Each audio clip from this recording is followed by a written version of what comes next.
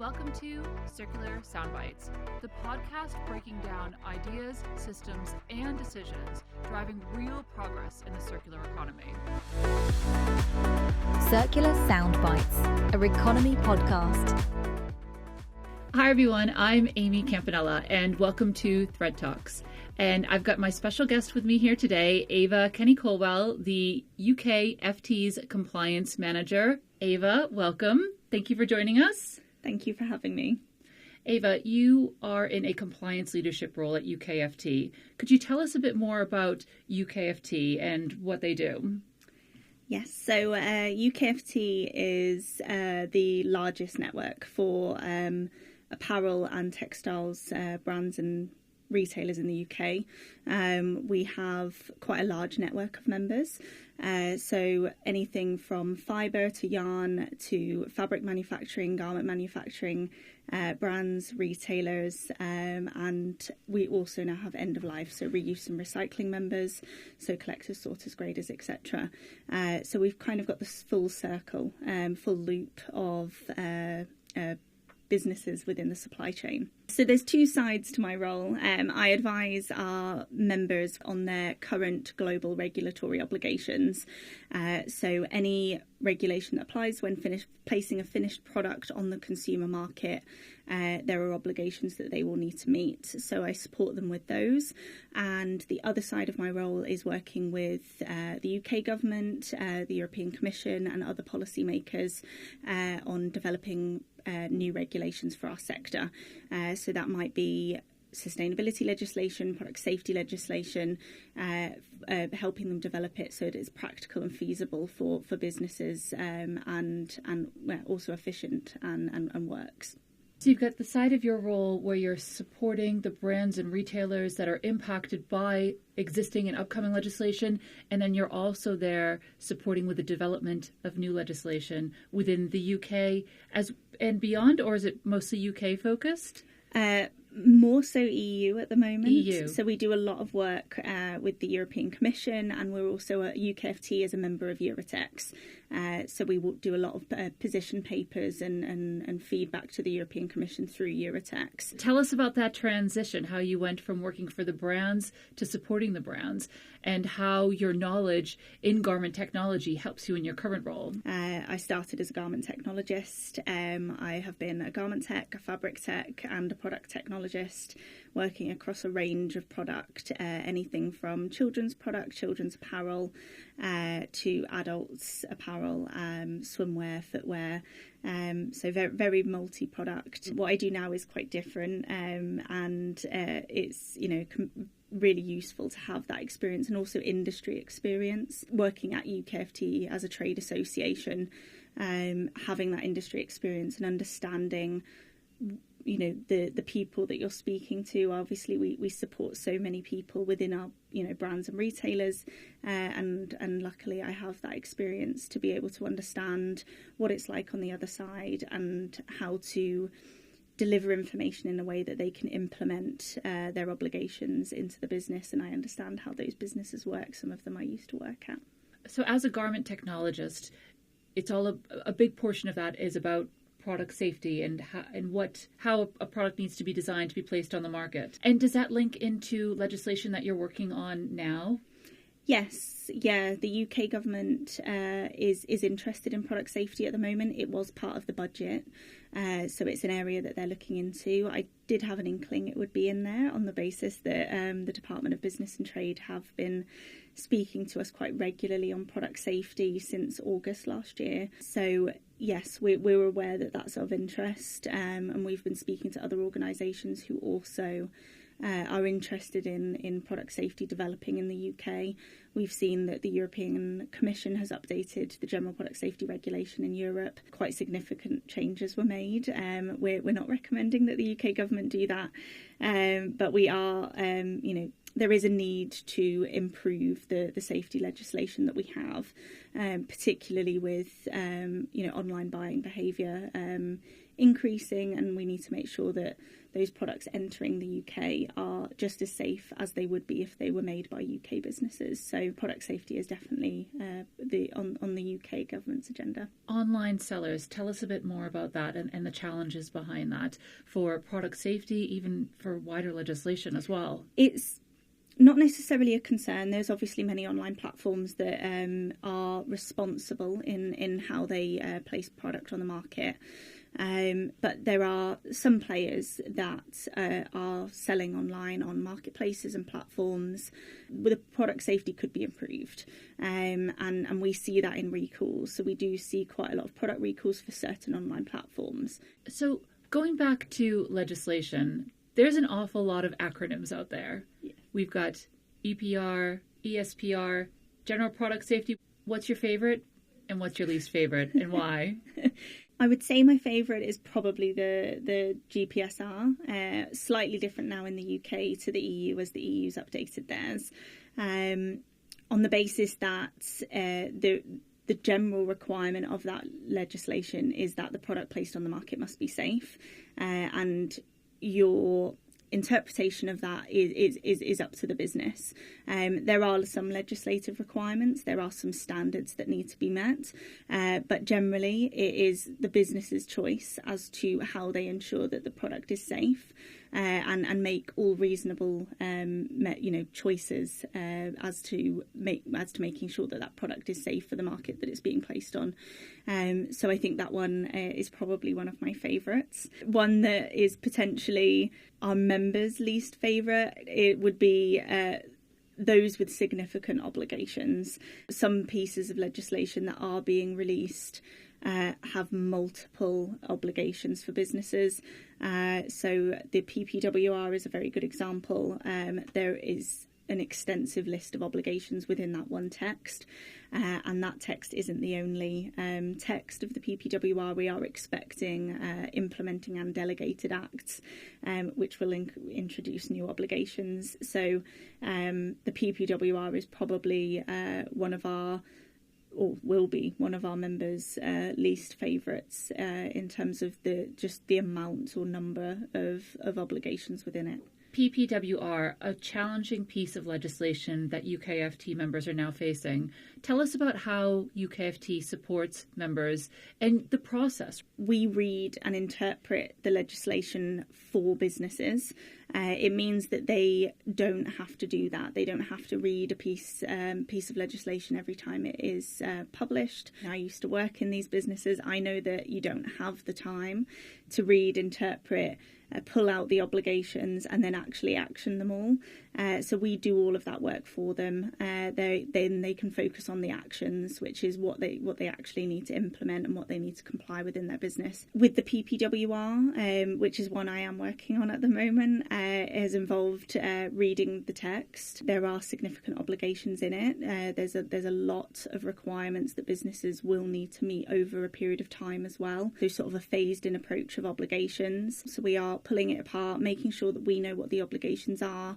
We're pulling out the pieces that businesses need to know, and putting it into a guide or a resource. We will also do a webinar, which obviously some people do prefer information being given to them in a verbal format, but we will also have written formats as well. So that guide will have their key obligations, how they need to implement them, and any supporting resources as well. So that regulation in particular has reporting obligations or declarations. So we've written a guide specifically on how to create the declarations. So they will have everything they need as like a toolkit to then be able to implement the requirements into their business. There's also, we are waiting delegated acts and implementing acts, and unfortunately that does mean that what we produce for them that they need to comply with on the 12th of August 2026 is likely to be updated as and when those implementing and delegated acts are released. So we will always make sure that our guides are updated. The European Commission is adding extra text to the sort of as like a framework. So the regulation, the legislative text will be released as like a framework, and then delegated acts, implementing acts will be released at a later point, sometimes before, and that'll outline obligations. So it's kind of a delegated act is the what, and the implementing act is normally a bit more of the how to do it, to meet the framework of the regulation. What are some other framework legislations like PPWR that are impacting brands and retailers? I think one of the biggest ones is probably the ESPR, so the Eco Design for Sustainable Products Regulation. The text as it stands outlines the obligations as to where we think it's going to head into sort of show what direction it's going to head into. Textiles and apparel is going to have its own delegated act. So the delegated act for textiles and apparel is what we are expecting it to be called. Inside that delegated act, it will have a list of obligations. There's a lot of research going into that, as it's likely to include likely to include recycled content or something around recycled content, recyclability, a DPP obligation, where some of this information will need to be disclosed digitally, and repairability, durability, robustness type obligations. So we're awaiting that delegated act. We don't know what that looks like at the moment, but the ESPR, there are quite a lot of moving parts. So quite a piece of legislation that's affecting our industry, quite a new piece of legislation as well. We've seen it on electronics and batteries. We've not seen that type of legislation for our sector. So it'll be really interesting to see how that is formed. UKFT play a key role in helping shape these regulations and trying to make sure that they are feasible, workable and practical for businesses. But ultimately, until we see that text, businesses won't know what their obligations are. There are so many delegated and implementing acts that we're waiting for around frameworks like ESPR, for the DPP, Digital Product Passport. Tell us a bit more about the work UKFT does to help influence that legislation. We do a lot of regulatory advocacy. So speaking on behalf of industry through calls for evidence, through consultations, directly with the European Commission, directly with DG Grow at the moment, in respect to the TLR and ESPR. We do work quite closely with the UK government. So we do quite a lot of work. We'll respond to as many consultations as we can to get the industry's voice heard. And we will also liaise directly with policymakers. We had an instance a couple of weeks ago where the DG Grow requested direct responses on a tolerance threshold in the TLR, just because it was something that they were looking at and needed quite quick responses on. So we responded, I think it was within 24 hours. We provided that feedback for them. Yeah, it's very varied in how we work with policymakers. We speak to our members obviously quite regularly, making sure that we are including what they would like, and making sure that their voices are all heard. You are reading through a lot of legislation. Do you find any time to read anything other than legislation? Or do you have legislation being channeled in? Can you get legislation on a Kindle in the evening? It's so important to get it right. We make sure that everything that we include in our guides, our resources, our webinars can be relied on, that our interpretation is as correct as we know it to be, making sure that businesses know what their obligations are. We would never want a business to work on implementing something that they don't need to, especially when a piece of legislation is more vague and written for multi-sector. It's making sure that any obligations that are clearly in there for the electronic goods sector or a different sector, we make sure that our businesses don't have those in their guides and resources. They then know that they don't need to implement them. So yeah, it's a lots of reading, and making sure that the information that we provide is accurate. What is one of the most surprising policy shifts that you've seen, given all of your reading and investment in understanding? What's kind of taken you by surprise? I think more generally, a lot of the sustainability legislation, I think we know why it's why it's being implemented. We know that there's a need. We know that our sector is a problem in terms of the environment and sustainability. Some of the legislation is just very new. From the European Union, it is brand new. We don't have anything to compare it to. They are taking a brand new approach. They've got nothing to base it on. So this process is learning for them as well. They are leading this charge as such. So it's definitely new for all of us, really. When we're reading the draft texts that are being written, it's always interesting because you work on it for so long, you help develop it, but then when you read the text, sometimes there's things in there that you didn't expect. Sometimes there's things that don't make sense because obviously it's all brand new. So there's not an awful lot to compare it to, unless it's being compared with some of the legislation that France has taken forward already. So there are some French decrees where they've taken sort of the basis forward ahead of the European Union, but generally sort of sustainability legislation is new, and it's an interesting read. And there's been a bit of a rollback on that with the omnibus. Yes.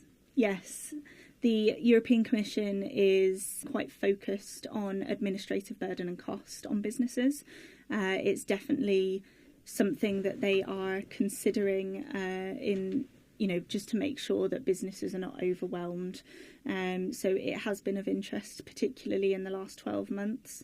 We've seen the CSRD and CSDDD, which is the Corporate Sustainability Reporting Directive and Corporate Sustainability Due Diligence Directive. We've seen the scope and thresholds heavily changed within the last 12 months, and we've seen them go into an omnibus. On the basis that the reporting obligations on businesses were too much. That's where it's been changed. It's not that the EU is taking a U-turn on sustainability legislation. It's that it's not feasible. It's not practical for businesses. There's a few other omnibuses that we are aware of. We have been asked to provide a list of which legislation should be written into some of these omnibuses. The majority that we've suggested to go in is those with heavy reporting burdens, so making sure that businesses don't have that administrative burden of reporting to the European Union on things that they're doing right. So they're the types of legislation that we're seeing going into omnibuses. Where are we now with textile legislation? Where are we heading?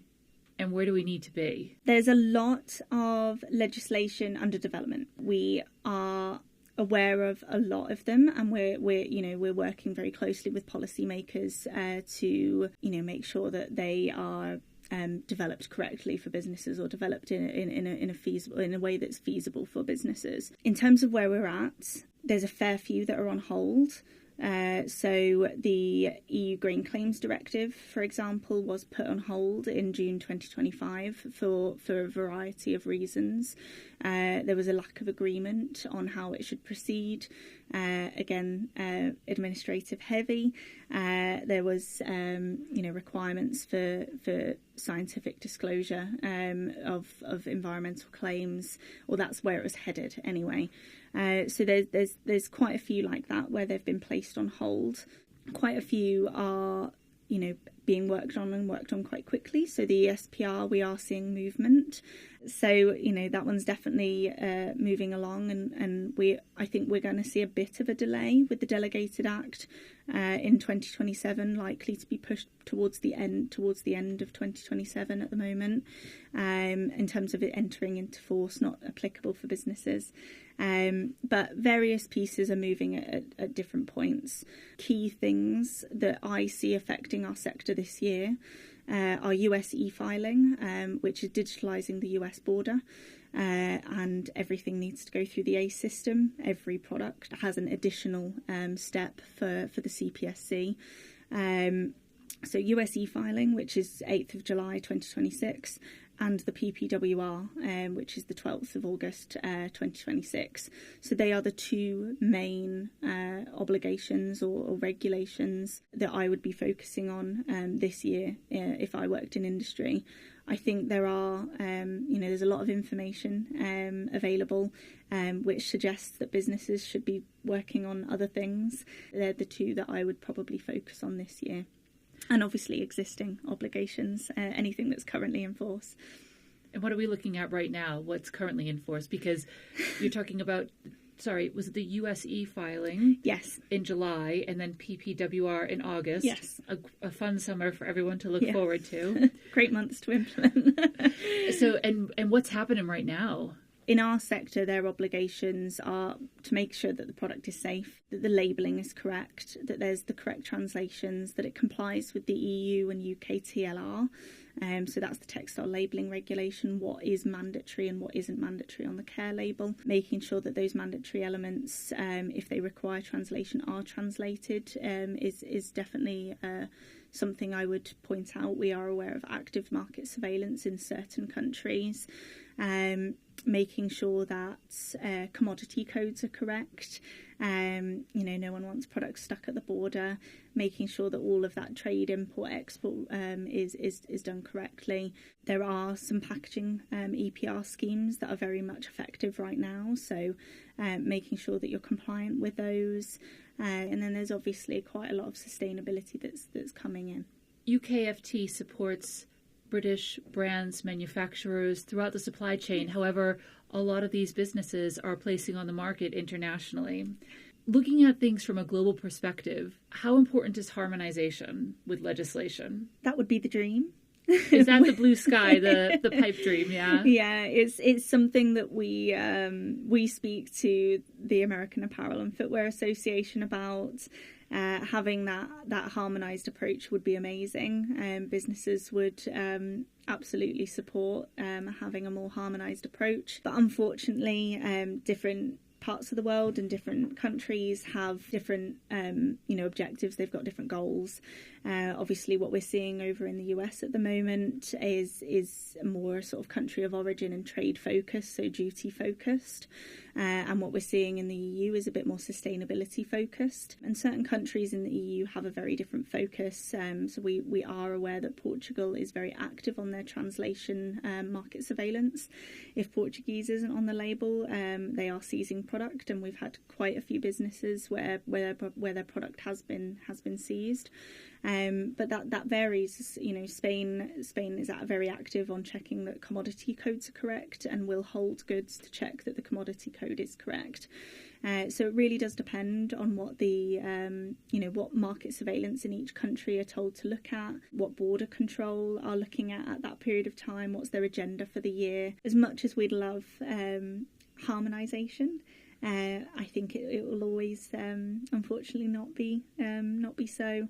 And navigating obviously all of those different requirements, I'd like to think is where we sort of come in and we can help businesses with that. So what's some advice that you would give brands and retailers to stay on top of what they need to do now and still have an eye on what's coming imminently without getting overwhelmed? I think it's talking to an unbiased source of information. Many businesses have partners, warehouse logistics partners in the EU.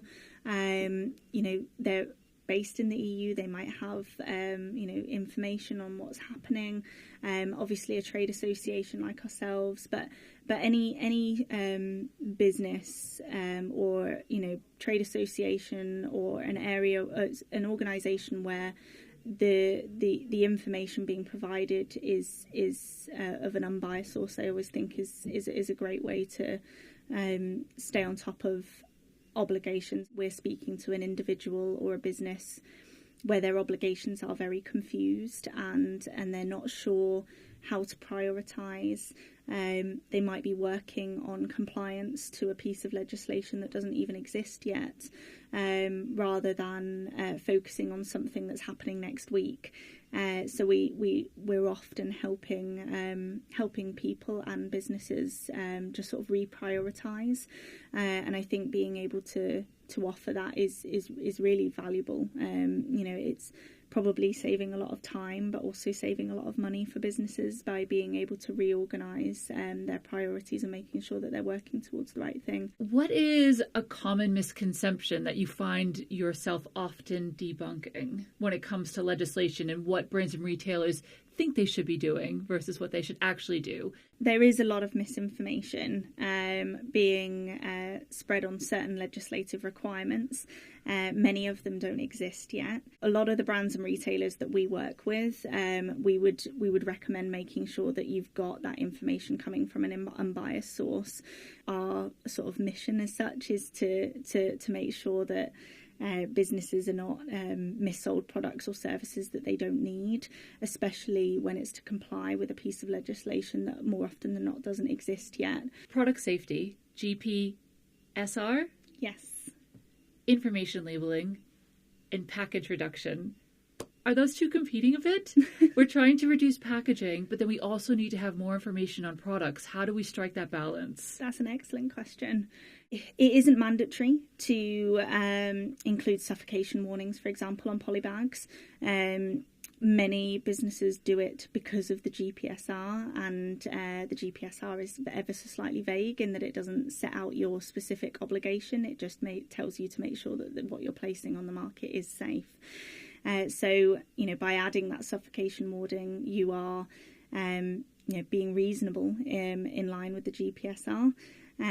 But as soon as you add a warning, it requires translation. So you'll end up with a bag with a list of translations. That's obviously an issue with minimisation when you're trying to reduce the size of your poly bag. It'll be interesting to see how businesses deal with that. Potentially they could remove the warning itself and the translations and add the suffocation holes that show some level of due diligence. So that would probably be my recommendation. But very good question. We are starting to see that.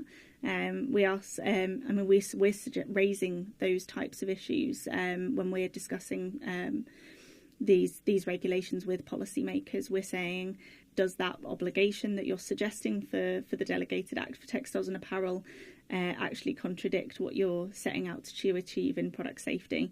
What have we not covered today that you think would be important for brands and retailers to know about the work that UKFT are doing? We've spoken a lot about legislation, but that isn't all that UKFT does. We are a trade association looking after all parts of the supply chain. We do a lot of work in facilitating introductions, so to the likes of Reconomy and Valpak, making sure that businesses know where they can go when they need external third-party support, helping with all sorts of things to run a business.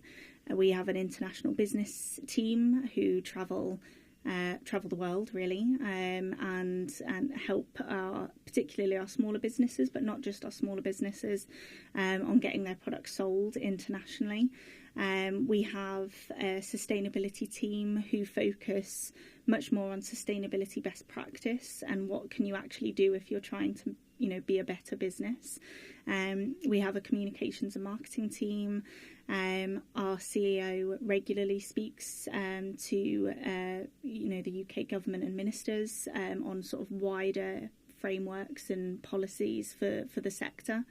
And we do loads of work with textile manufacturing, technical textiles. So it's a much broader network than policy and regulation. And it's a really nice network to be part of. There is a legislative roller coaster out there. We're on our way up. Maybe we've had a little bit dip this week with a couple of delegated implementing acts coming out. One piece of advice that you could give brand and retailers, what would it be? Monitor your obligations and don't comply with things prematurely because it might change. Great bit of advice. And if anyone listening would like to reach out to you for more advice and support, what's the best way to get a hold of you and the UKFT? Absolutely. Our website. So I'm sure if you search UKFT will be coming up. And email us. We love to hear from the industry, regardless. All the work that we do is for the industry, regardless of whether they're members or not. It's very welcomed for new businesses to reach out to us and have a conversation about sort of the membership benefits that we offer, and specifically the tailored regulatory support that I provide. Businesses are welcome to reach out and know more. We're on LinkedIn, and we're also on Instagram. So different avenues, different platforms, and ways to get in touch. Ava, it's been an absolute pleasure. Thank you so much for joining us today. Thank you. Thank you for having me. It's been really lovely to be here. This has been a Circular Soundbites podcast from Reconomy. Thank you all for listening. If you've enjoyed listening to Circular Soundbites today, check out more on all major streaming platforms or visit our YouTube channel. Or if you'd like to learn more about Reconomy and the circular economy, check us out on LinkedIn or visit us at reconomy.com. Circular Soundbites, a Reconomy podcast.